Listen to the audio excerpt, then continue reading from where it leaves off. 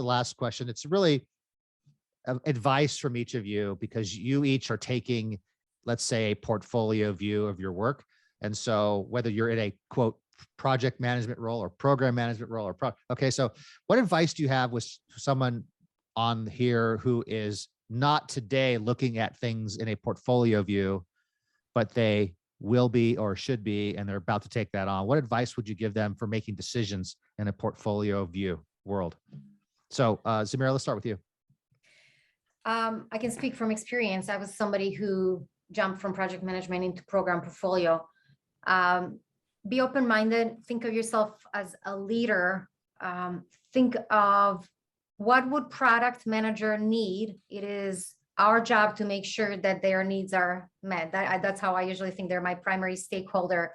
And what are the goals they're trying to achieve? How can I be of value to them?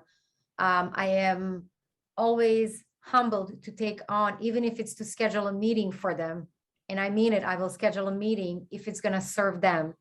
And think ahead of them. Think of all the risks and issues that may come around them accomplishing this goal, and throw those things out in front of the group, whoever's working with you on it, to figure out how do we solve these problems. Our job is delivery. So they're thinking of ideas. We're thinking of how we're going to get it done. And that's always thinking that, what value am I providing? How can I be of service to this group? Are we thinking of all the things we need to be thinking? Not just for, usually project managers tend to focus on technical, not always, but I always think about a big picture. How does sales, marketing, operations, product, all of those pieces, how do they come together? Yeah, a broader view.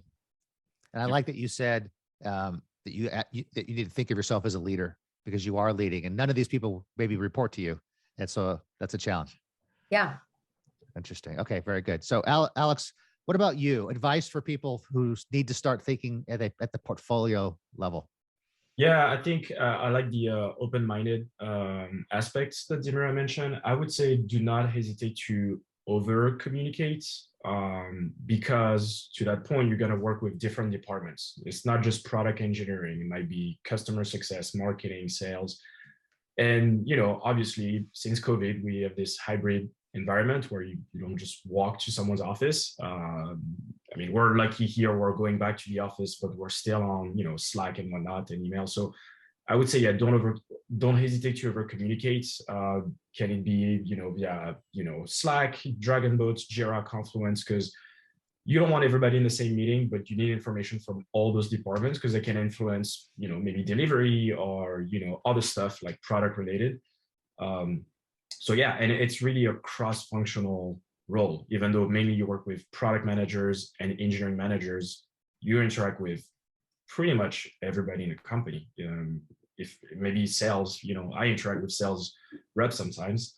And you also sometimes report directly to executive. So yeah, I will say communication.